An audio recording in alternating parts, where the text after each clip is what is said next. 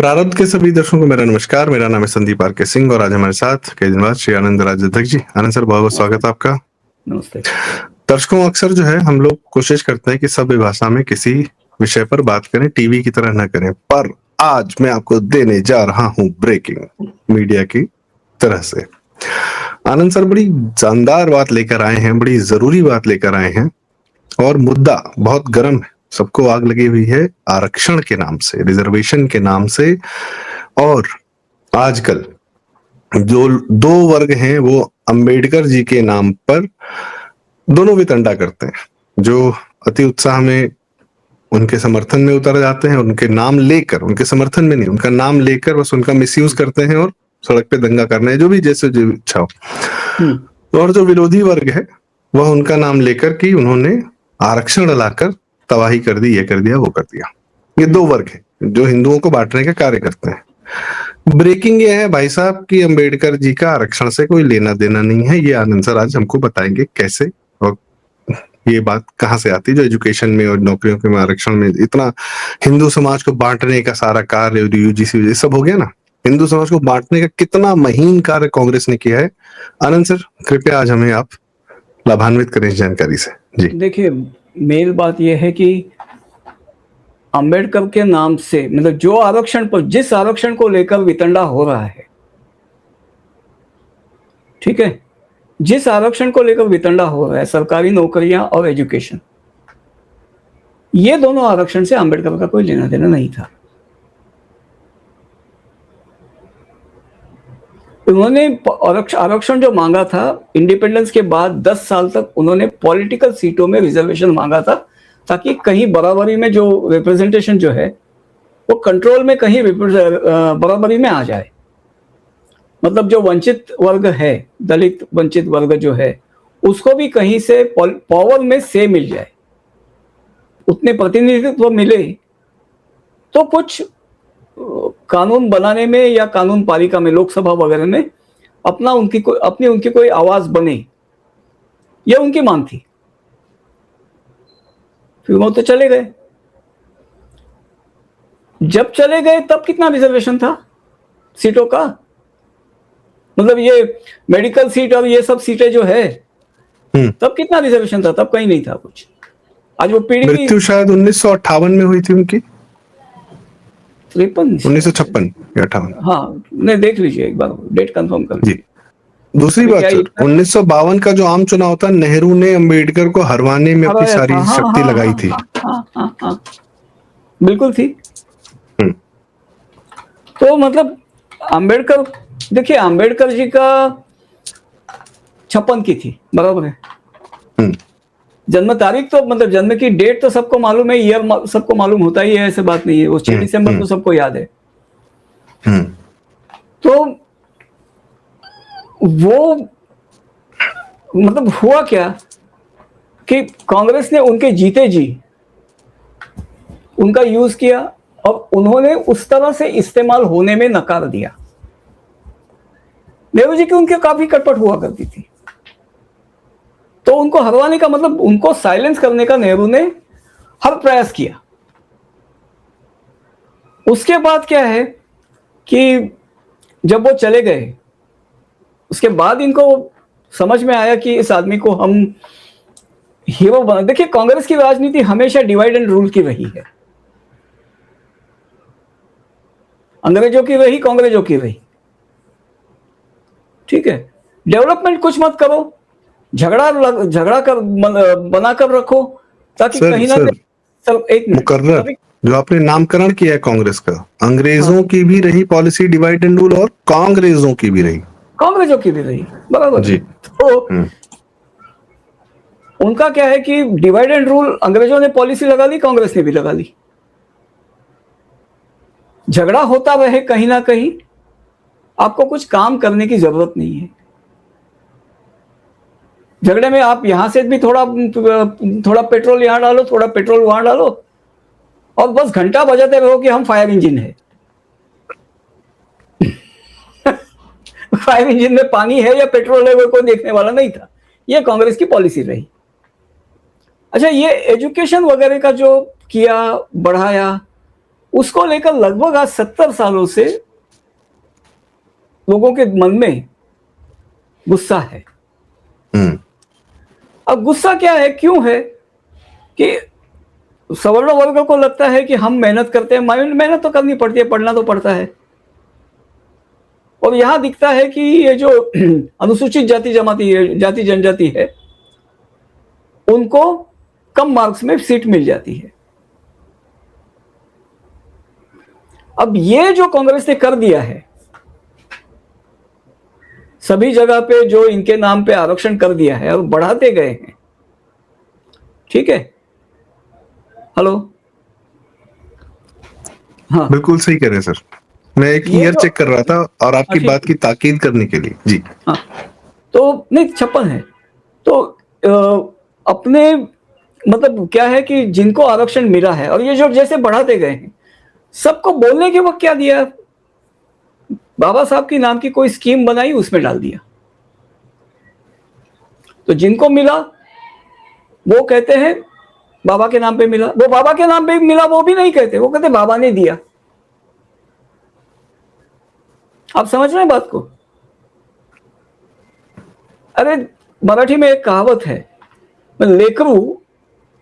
लेकरू मतलब बच्चा, ठीक है। तो लेकरांचा मतलब प्लुरल है, लेकरांचा मतलब बच्चों का। तो ठीक है, हिंदी में वैसे के वैसे ट्रांसलेट हो जाएगा ये, बाबा का कायदा बच्चों का फायदा। ये मराठी में तो एक मुहावरा बन गया है। और ये बाबा का कायदा क्या समझते हैं सभी? आईपीसी के नहीं, आईपीसी वगैरह वो सब जो है, उसमें 498 वगैरह जो है, 498 नहीं, एट्रोसिटी एक्ट वगैरह जो है, ये सभी को ये बाबा का कायदा मानते हैं। उन्हीं की तरह बनाया गया कानून, उनका बनाया हुआ। भाई उन्होंने कब बनाया? उन्होंने संविधान लिखा। मैं उसमें नहीं जाऊंगा कि उन्होंने संविधान लिखा है या वो संविधान कब, वो टेक्निकलिटीज में नहीं जाऊंगा, ठीक है। उनके नाम पर क्या है तो संविधान है, ठीक है। हाँ, ये भी एक नैरेटिव चलाया गया तबीयत से। उसमें नहीं जाऊंगा मैं, वो ठीक है। बहुत सारी आग लग चुकी है, मैं उसमें तीली नहीं लगाऊंगा, ठीक है। तो उनके नाम पर क्या है तो संविधान है। ये कानून की बात करते हैं, प्यूनिटिव लॉज की, मतलब वो पिनल कोड की बात करते हैं। पिनल कोड तो मैकॉले ने लागू किया है। 1867 था सर, 1863 या 1873 का था। तब तो बाबा साहब पैदा भी नहीं हुए थे। ठीक और है, जब तक बीएनएस नहीं आया है तब तक आईपीसी ही चल रही थी। हाँ ठीक है ना, 1891 की इनकी बर्थ है, ठीक है। तब तक तो ये पैदा भी नहीं हुए थे। तो लेकिन उसको भी वो आप उनको पता, यहां तक है कि आप अगर किसी मतलब एससी का कोई वकील है आपके साथ सामने, अब आप उसे कहिए वकील साहब जरा आप ही इन्हें समझाइए, ये जिस बात कानून की बात करते हैं, आईपीसी की बात करते हैं, आप ही उन्हें समझाइए कि वो मैकॉले का लिखा हुआ है। कई सारे अपने राइट विंगर्स को भी पता नहीं आईपीसी मैकॉले की लिखी हुई है, ठीक है। तो सर ये SC/ST एक्ट जो है एट्रोसिटी वाला, जिसके लिए आजकल भाजपा को बहुत बोला जा रहा है, वो तो 1989 में आया है। कांग्रेस है, नहीं सुनिए तो सही। तो ये सभी जो है, ठीक है, मतलब उसको भी कहते हैं, आपने उनको बताया, मतलब जैसे कहते हैं आप किसी एससी वकील को कहिए कि भाई वकील साहब आप ही इन्हें समझाइए, ये आईपीसी है जो बाबा साहब ने नहीं लिखी है। वो जवाब नहीं देता आपको। वो क्या बोलेगा, आप जानबूझकर सांप्रदायिक सद्भावना का मतलब उसमें तीली लगा रहे हैं, आग लगा रहे हैं वगैरह वगैरह। वो बताएगा नहीं, झूठ नहीं, ना झूठ बोलेगा ना सच बोलेगा, बात को बहका देगा। तो ये खामखा इस तरह की मिसकंसेप्शंस जो है ये सभी भड़काए जा रहे हैं। अच्छा, ये सभी मतलब जो एक्चुअल कहां से लगी, मंडल के बाद आग लगी, एट्रोसिटी एक्ट वगैरह, उससे जो आग भड़की, ठीक है। ये सभी का कानून कौन लाए हैं? कांग्रेस लाई है। और मैं तो दावे के साथ कहूंगा ये जिन्होंने भी ये कानूनों का ड्राफ्टिंग किया है ना, उनमें कोई भी एससी नहीं है, नहीं होगा। किस समाज के होंगे लोग सर? अरे भाई जाने दीजिए, सभी पूजनीय लोग होते हैं वो। सामान्य वर्ग, सो कॉल्ड सामान्य द वर्ण। सामान्य में भी उच्च वर्ण, गौ पूजन, आई मीन गौ पूजन वाले लोग हैं, यही निकलेंगे सभी ड्राफ्टिंग करने वाले इसके। तो और दूसरी बात ये थी कि ये सभी मंत्री वगैरह जो है ना, सभी ब्यूरोक्रेट्स के कहे में रहते हैं। अगर मान लीजिए ब्यूरोक्रेट्स ने ये ड्राफ्ट नहीं किया, मंत्रियों की तो क्षमता नहीं थी कि ये ड्राफ्ट करें, ठीक है, वो लैंग्वेज उनकी होती नहीं, उनके इसमें नहीं होती, लेकिन जब ड्राफ्ट करते वक्त क्या ब्यूरोक्रेट्स ने नहीं बताया भाई ये कानून मत लाओ? सर 1987 में राजीव गांधी ने कहा, अनाउंस किया कि यह कानून आएगा, और 1989 तक बना के पास तो कर दिया। राजीव गांधी को किसने क्या सजा दी, मतलब इलेक्टोरली क्या सजा दी किसी ने? कुछ नहीं, वो एक चुनाव हार गया था, दूसरे के लिए तैयारी में लगा हुआ था, जीत जाता, जिंदा रहता तो नरसिम्हा राव की जगह वो आ जाता पीएम। बिल्कुल। तो वो किस लिए हारे थे? ये एक्ट को लेकर थोड़ी हारे थे। एट्रोसिटी एक्ट को लेकर ये इन सभी अभी जो मतलब जो उछल रहे हैं ना, इन सभी की भूमिका एट्रोसिटी एक्ट को लेकर केवल विक्टिमहुड की थी, उसके लिए उन्होंने किया कुछ नहीं। और आज जो बोल रहे हैं, देखिए मैं एक बात बताता हूं आपको, ये कहते हैं हम 15% है, हम हमारी ताकत दिखा देंगे। भाई आप लोग दिन के 5 रुपए भी जमा करो ना, तो भी 15% के हिसाब से साल के आपके कुछ 700-800 करोड़ रुपए हो जाता है। आपके वकील सब आ जाते हैं, मतलब सेटिंगबाज वकील आ जाएंगे। कोर्ट में जाइए, बोलिए, अभी तो जजेस खुलकर बोल रहे हैं कि इन एक्ट्स का जो है घनघोर दुरुपयोग हो रहा है, और फिर एट्रोसिटी एक्ट ये क्यों अकेला ले रहे हो? ये वामपंथी हलकट वामपंथियों के बनाए हुए हर एक्ट में, मतलब every act is program for misuse. दहेज कानून ले लो, डोमेस्टिक वायलेंस ले लो, रेप एक्ट में कौन सा एक्ट नहीं है जो सर निर्भया कांड के बाद माहौल बना के वो अभी जो लाया गया उसका जबरदस्त मिसयूज हुआ। हाँ, तो इनके सभी कानूनों को चिन्हित करके, और दूसरा क्या है कि एक इंडिपेंडेंट कानून बनाइए जिसके परव्यू में जहां भी कानून का मिसयूज होता है वो एक्ट आना चाहिए। मतलब आज के तारीख में सबसे बड़ा इशू तो जुडिशरी की। जी एक सेकंड, मुझे कोई एक आदमी कह रहा था कि मतलब एक वकील मित्र है, उन्होंने कहा कि गुनाह झूठा, मतलब कंप्लेंट झूठी होने पर, झूठी साबित होने पर जज जो है वो फरियादी को सजा दे सकता है। मैं कितनी हुई? बोले एक कहीं हुई, अभी मुझे याद नहीं है। ठीक है भाई, मतलब आपको याद है कि एक ही हुई। तो क्या है कि जज पचड़े में पड़ते नहीं है सजा करने की, क्योंकि उनके भी करियर है भाई। और देखिए अभी वो ज्यादा बोलना ठीक नहीं है, लेकिन आप एक बात समझते हैं कि उनको भी उनके भी कई सारी चीजें होती है जिसको लेकर उनकी जुबान बंद की जा सकती है। सर यदि जुडिशरी का सिस्टम ही दुरुस्त हो जाए तो मिसयूज का चैप्टर ही क्लोज हो जाएगा ना। और भाई साहब, वो भी तो देखिए, वो भी तो मनुष्य है, डर उन्हें भी लगता है। इसमें ये चीज जोड़ रहा हूँ सर, कि जिन लोगों को इस एक्ट के मिसयूज होने से समस्या है वो जुडिशरी को क्या बोलते हैं? कुछ नहीं बोलते। देखिए जुडिशरी को बोलने की जरूरत नहीं है, जुडिशरी को बोलने की जरूरत नहीं। आप जुडिशरी बोलने से अगर औकात में जुडिशरी आएगी तो क्या कोई बात नहीं है। तो वो सर एनसीईआरटी में छापने से आ जाती है, लेकिन आज बुला के हटवा दिया उसको। वो अपने बात, मतलब आप उनको कुछ क्रिटिसाइज करें तो वो हरकत में आ जाती है। आपके क्रिटिसिज्म पर उनका कोई असर नहीं होता। बाकी जिनके coming back to sir reservation, इससे फायदा किसका हुआ? एक्चुअली में सत्ता में क्या कांग्रेस इसी डिवाइड को हिंदुओं को जातियों में बांट बांट कर और जाहिर सी बात है जब हिंदुओं को बांटा तो इस्लामिक्स आए उनको कन्वर्ट किया और क्रिश्चियंस आए उनको कन्वर्ट किया।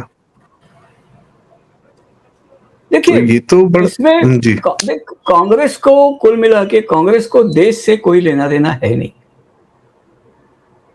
खास करके एनजीओ है नेहरू गांधी ऑर्गेनाइजेशन, कांग्रेस पार्टी नहीं है, वो एनजीओ है। और अपने भाऊ जो बोलते हैं उनका एक मराठी ब्लॉग था कि पार्टी नहीं प्रॉपर्टी है।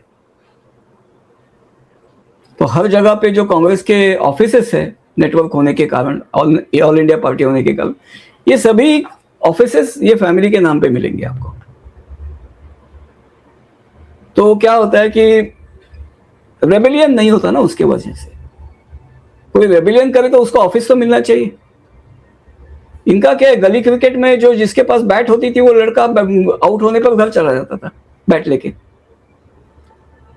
तो कांग्रेस का वही है, राहुल गांधी वही बैट लेके आते हैं उनके साथ उनको अब हटा सर जिसने बचपन में अपने बंगलों के लॉन में जब वह 4-5 साल का रहा होगा, जब वो बैटिंग कर रहा होगा तो उसको बॉलिंग कराने के लिए देश के मंत्री, आईएएस अधिकारी, ज्यूरिस्ट, मीडिया वाले वो कराते होंगे उसको बैटिंग की। हे प्रभु, आप ही जो है देवता उतरे हैं, आपका सम्मान करना हमें हमारा धर्म है। तो क्योंकि ये हमने सर अखिलेश यादव को बैटिंग करते हुए देखा, एक आईएएस अधिकारी बॉलिंग किया, उनका विकेट उड़ गया गलती से, तो आईएएस अधिकारी सर पकड़ के बैठ गया। ये होता था जब ये अखिलेश 11 और आईएएस 11 का क्रिकेट मैच हुआ करता था व्हेन ही वाज सीएम। खैर वो भी आईएएसओ की ही स्कीम थी कि सर मैच खेला जाएगा सर साल में एक बार। कमिंग बैक टू दिस, तो ये दम्भ तो बचपन से पाला गया है ना इन लोग में, डाला गया है। किसने? मतलब जो राहुल गांधी है बचपन से उसको यही बताया कि भैया पीएम बनने वाले हो, इसमें इन्वेस्टेड करो, राहुल गांधी नाराज ना हो जाए, बस यही देखते रहो। वो ठीक है, वो छोड़िए इस बात को, इससे उसे सरोकार नहीं। बात ये है कि कांग्रेस ने इस बात को बढ़ाते रखा। मतलब लोग अगर एडजस्ट हो जाते हैं तो थोड़ा रिजर्वेशन और बढ़ा दो, कहीं कोई और लॉ ला दो, कुछ और करा दो, ताकि एजिटेशन होता रहे, काम नहीं करना पड़े। और कुछ लोग कहेंगे कि मंडल कमीशन तो वीपी सिंह ने लागू किया। भाई साहब, मंडल कमीशन कांग्रेसियों ने बनाया था, रिपोर्ट रखे हुए थे। हाँ, किस दिन काम करेंगे उस पर। वीपी सिंह को देखिए, वीपी सिंह को जैसे अपने अनुपम मिश्रा जी है, वो कहते हैं कि वीपी सिंह के लिए वो कलिंग था, उनको अशोका बनना था, एम्परर अशोक बनना था। तो अशोक तो कलिंग के वजह से अशोक बड़ा हुआ ना, तो उनको कोई कलिंग करना था, तो ये मंडल रिपोर्ट उनका कलिंग था। तो कुल मिलाकर वीपी सिंह थे कौन? राजीव गांधी से झगड़ा हुआ तो अलग हुए, वित्त मंत्री थे सर 84 में। 84 तक कांग्रेस में थे। नहीं 89 तक, 87-88 तक थे। हाँ, तो 87-88 तक, मतलब जहां से एक छोटे से अरसे के लिए जब वो प्राइम मिनिस्टर बने तो झगड़ा हुआ तो निकल पड़े ना, नहीं तो तब तक तो कांग्रेस के थे। अरे सर, उत्तर प्रदेश के सीएम थे। 10वीं उन्मूलन कार्यक्रम चलाया था, मुलायम सिंह मरते मरते बचे तो उसमें 10वीं उन्मूलन में। ठीक है, तो साइकिल लेके भागे थे मालूम है। तो ये सब जो है, तो ये सभी कुकर्म जो है ये कांग्रेस के हैं। और सर अगर 47 के बाद अगर इंडस्ट्रियलाइजेशन होता, हाँ, तो क्या इस रिजर्वेशन का समाज में उतनी आवश्यकता पड़ती क्या? या समाज अपनी आर्थिक प्रगति करके बहुत आगे स्वयं बढ़ जाता? तो 91 में फिर इन लोगों ने लाइसेंस कोटा परमिट राज खोला।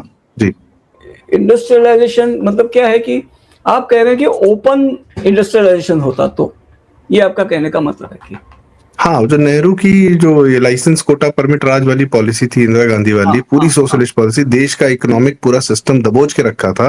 और ये तय किया कि भारत डेस्टिट्यूशन में रहे, गरीबी, घोर गरीबी में रहे, और ऊपर बढ़ने के लिए फिर एक ही व्यवस्था दिखती थी, वो सरकारी नौकरी या सरकारी सिस्टम। कुंती का कृष्ण से स्तोत्र, मतलब जो आग्रह है, विनती है, उसे हमेशा याद रखिए। विपदा संतो नः शश्वत या तू संकीर्तते हरि, मतलब हे हरि, हमें हमेशा विपदा में रखो ताकि हम तुम्हें भूले नहीं। कांग्रेसी ने उनका अर्थ क्या लिया कि हम हरि बने रहेंगे, तुम्हें विपदा में रखेंगे ताकि तुम हमें पूछते रहो। तो इनका अप्रोच ये रहा है, लोगों को गरीब रखो, उन्हें कुछ सोचने का अवसर मत दो। सोचेंगे तो लाइन में लगा के रखो, हर चीज के लिए लाइन में लगा के रखो। हाँ, बिजी रखो ना, बिजी रखो, दौड़ता हुआ रखो, सोचने के लिए अवसर मत दो। सोचेगा आदमी तो कुछ करेगा आदमी, तो अवसर मत दो। हाँ, अपने जीवन में हर दिन की रोटी के लिए अगर बजा रहेगा तो फिर उसके आगे कुछ और सोच नहीं पाएगा। अरे चूल्हा जलाने के लिए आपको गैस चाहिए, लाइन में लगो। केरोसिन चाहिए, लाइन में लगो। लकड़ी आप ला नहीं सकते, पढ़ाई के लिए कॉपी चाहिए, लाइन में लगो। लाइन में लगो। तो कहां तक उन्होंने लाइन में नहीं लगाया। और ये सब आज जो लोग जो उछल रहे हैं, इन्होंने या इनके माँ बाप ने ये सब झेला है, लेकिन वो कांग्रेस के लिए तो कुछ नहीं बोलते। और कहते हैं, मतलब मुझे मेरे फेसबुक वॉल पे एक आदमी कहता है कि जिन कारणों के लिए कांग्रेस को लोगों ने खदेड़ा, भाजपा आज वही कर रही है। भाई, कौन से कांग्रेस के कारणों के लिए तुमने कांग्रेस को खदेड़ा? आरक्षण के लिए फट रहे थे, सुरक्षा नहीं थी सर, करप्शन तो भयानक। देखिए, ये जो भयानक महंगाई थी और भयानक करप्शन था और निरंकुशता थी, उसके लिए खदेड़ा। ठीक है, कुछ तो मतलब ऑप्शन देखना था लोगों को, एक ट्राई करना था ऑप्शन, और कोई ऑप्शन में भरोसा नहीं था। 1977 में उन्होंने एक एक्सपेरिमेंट करके देखा, क्योंकि चिढ़े हुए थे। तो जो लोग आए सत्ता पर, उन्होंने उस मौके का दुरुपयोग किया, गंवा दिया। तो फिर से कांग्रेस आ गई और बैठ के बनी रही। ठीक है, क्योंकि यही काम 89 में हुआ, वीपी सिंह चंद्रशेखर। फिर उसके बाद यही काम 97 में हुआ, देवेगौड़ा, गुजराल। हाँ, तो लोगों को ये सीमेंट हो गया कि कांग्रेस के अलावा और कोई राज कर नहीं सकता है। ये मैंने शब्दावली सुनी सर लोगों से। हमने है, बोलते हैं, आज भी बोलते हैं। तो कांग्रेस के अलावा कोई राज, मतलब इनको राज करना नहीं आता, कांग्रेस के सिवा कोई राज कर नहीं सकता। ठीक है, तो उसके बाद क्या हुआ कि ये लोग आते गए। मोदी को चांस क्यों मिला? क्योंकि 12 साल उन्होंने गुजरात चलाकर दिखाया। अच्छा, जो हिंदी हार्टलैंड कांग्रेस को वापस बार बार रिटर्न करता था, उसी हिंदी हार्टलैंड के लोग जाके वहां नौकरियां करते थे, गुजरात देख कर आए थे। उनका ये कहना था कि हाँ भाई, बहुत बढ़िया चल रहा है। तो पर्सनली 1 to 1 लोगों का जो रिकमेंडेशन आया कि हाँ भाई, हम देख के आए, वहां पे बहुत बढ़िया काम करते हैं वो, उनको चांस देना चाहिए, सरकार चलानी आती है आदमी को। तो नरेंद्र मोदी में कॉन्फिडेंस आया और उनको लोगों ने वोट दिया। पहली बार कांग्रेस को हराया, दूसरी बार मोदी जी जीते। पहली बार कांग्रेस हारी, कांग्रेस को हराया नहीं, पहली बार कांग्रेस हारी, दूसरी बार भाजपा जीती है 19 में, बिकॉज दे डिलीवर्ड। लेकिन आज के तारीख में क्या है? आज के तारीख में लोगों को जितना कुछ मिला है ना, ये सब भूल रहे हैं, आदत से हो गए। हाँ तो क्या हुआ, हाँ तो क्या हुआ, हाँ तो क्या हुआ। और यहाँ विकास तो हो ही जाता है, विकास तो होता ही रहता है, वो तो करना ही पड़ता है। हाँ, राम मंदिर तो सुप्रीम कोर्ट ने बनवा दिया, जनता ने चंदा दे दिया, बन गया। सर आपको मैं बताऊं, आज 2 ट्वीट आए, नाम नहीं लूंगा किसने किया है, और यह पैटर्न में बहुत पहले से देख रहा हूँ। ट्वीट किस पे आया है कि पवन खेड़ा ने एक लगा दिया है कि इजराइल में मोदी गए हैं तो जेफरी, और कुछ जेफरी ने बना दी जोड़ी, इस तरीके से करके उसने डाला, मतलब घटियापन डाला मोदी जी के बारे में। पवन खेड़ा को कोट करते हुए जो अभी इस समय प्रमुख लोग हैं जो जातिवाद का जहर बोए जा रहे हैं, सो कॉल्ड राष्ट्रवादी थे, ठीक है, उनकी चिढ़ है कि कांग्रेसियों तुम अपनी कब्र क्यों खोद रहे हो, तुम्हारी इन्हीं हरकतों की वजह से मोदी आता है। ये अंदर का भाव है सर, ये दिख रहा है, और ये मैं सुन चुका हूं। ये एक दो बार इन्होंने वीडियो पे बकायदा कांग्रेस को बोला कि यदि मैं उनका वो होता एडवाइजर तो मैं यह कहता कि कुछ हिंदू वाले काम कर दो, क्योंकि इनको भी पता है कि मोदी मेजॉरिटी में आना जो है वो बड़ा मुश्किल कार्य है, बार बार नहीं होगा। और राहुल गांधी को पीएम बनने के लिए मात्र 140-150 सीट चाहिए इतने में। अच्छा, ये अपने मुंह से नहीं बोल सकते हैं कि कांग्रेस को लाओ, कांग्रेस जिताओ, राहुल गांधी को लाओ। बस कर क्या रहे हैं, मोदी हराओ, मोदी हटाओ, क्योंकि हटा दोगे तो वैक्यूम तो कोई ना कोई फिल कर ही देगा।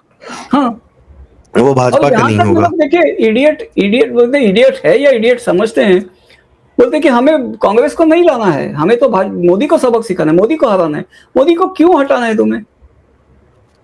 मोदी को कौन सा सबक सिखा दोगे? अटल जी को कौन सा सबक सिखा दिया हरा के? अटल जी, अडवाणी जी, सुषमा स्वराज, अरुण जेटली, सबके सब दिल्ली में आराम से चैन से अपना जीवन जिए, किसी को कोई तकलीफ नहीं हुई। बोलते क्या है कि मोदी को अभी उनको महामानव का भ्रम उतारना है।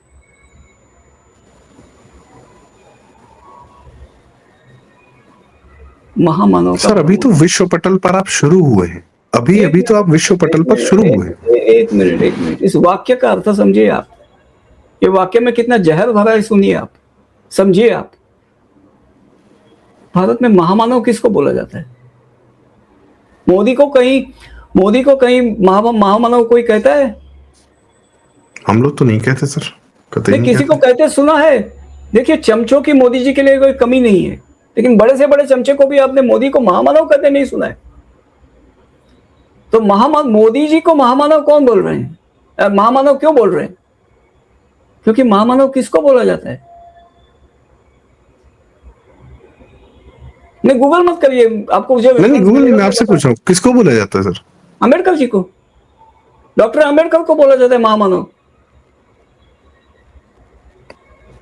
तो उन्हीं के इक्विवेलेंस पे सुपर इम्पोज कर रहे हैं इस इमेज को उन पे, मोदी। हाँ, मतलब बोलने वाले व्यक्तियों की डॉक्टर अंबेडकर प्रति जो घृणा है वो सार्वजनिक है,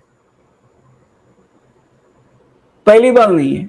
उनको वो मतलब बस गालियां नहीं देते, इतनी ही बात है कि जिन शब्दों में जो अंबेडकर जी के प्रति उनकी जो भावना जो व्यक्त करते हैं वो सार्वजनिक है। तो असल में जब वो मोदी जी को कहते हैं कि इसका महामानव होने का भ्रम उतारना है, महामानव का भ्रम उतारना है, तो असल में वो कहते हैं कि मोदी जी अंबेडकर बने हैं और उनको इसलिए उतारना है। अच्छा, मतलब ये बात बताइए, बात नहीं, बात क्या है ना, ये बात तो हेट स्पीच में आती है। कोई अगर इनके स्क्रीनशॉट्स लेकर ये करे ना तो समस्या में आएंगे लोग। अच्छा, एक बहुत जरूरी मुद्दा है सर, क्योंकि अंबेडकर जी की बात हो रही, रिजर्वेशन की बात हुई, और ये सारी समस्या अंततः आती है एजुकेशन सिस्टम में रिजर्वेशन पर, और आती है सरकारी नौकरियों में रिजर्वेशन और पदोन्नति में रिजर्वेशन इत्यादि इत्यादि। चिड़ वहीं से है, सिर्फ इतने ही सेक्शन से चिड़ है। बाकी जीवन में कौन आदमी डेली बेसिस पे क्या खरीद रहा है, क्या खर्चा कर रहा है, कहाँ घूमने जा रहा है, किससे पैसा ले रहा है, शादियों में किसके हाथ खाना खा रहा है, कुछ वहां कहीं जातिवाद नहीं है। जीवन में 24 घंटे में जातिवाद नहीं है, बस इन्हीं दो तीन मुद्दों पर है। हाँ, जो मैंने जो सुझाव दिया कि ऐसा एक कानून बनाया जाए जो फर्जी मुकदमा फर्जी साबित होने पर तुरंत वहीं का वही जज के लिए कंपलसरी करे कि फर्जी मुकदमा करने वाले को एटलीस्ट दुगनी सजा हो और दुगना अर्थदंड हो विद कॉस्ट। तो मेरे ख्याल से 90% मुकदमे वैसे ही उनका गर्भपात हो जाएगा। तो दर्शकों, आनंद जी की इस बात के माध्यम से आज की चर्चा का तो हम अभी यहीं समापन कर रहे हैं, पर इन्हीं सब विषयों पर हमारा एक नेक्स्ट पार्ट भी आएगा, उसको भी देखिएगा, सुनिएगा, बड़ा आवश्यक होगा। उसमें यह जितनी अभी हमने चर्चा की अम्बेडकर जी और बाकी जो कांग्रेसी इतिहास का, उसका अभी इस समय जो माहौल चल रहा है या किसकी क्या इच्छाएं चल रही हैं, उस पर हम उसको, तो वह वीडियो भी देखना आवश्यक होगा। वो इस वीडियो के एक दिन बाद आएगा, पर बड़ा जरूरी है वह भी, वो सारी चर्चाएं जो है सुनना। तो आनंद सर, बहुत बहुत धन्यवाद, आज आपने हमें समय दिया आज के लिए। और कृपया दर्शकों अपनी राय हमें कमेंट्स में जरूर बताएं, आप क्या सोचते हैं, आपके क्या अनुभव हैं, और कृपया वीडियो लाइक और अपने सवाल भी पूछें, जो आपके काउंटर्स हो वो जरूर पूछें। हम प्रयास करेंगे एक दो वीडियो में उन सारे सवालों का उत्तर देने का। और कृपया वीडियो लाइक करें, शेयर करें और चैनल जरूर सब्सक्राइब करें। आनंद आख्यान, आनंद सर का चैनल और हमारा चैनल प्रारब्ध। बहुत बहुत धन्यवाद, नमस्कार, जय श्री राम। जय श्री राम।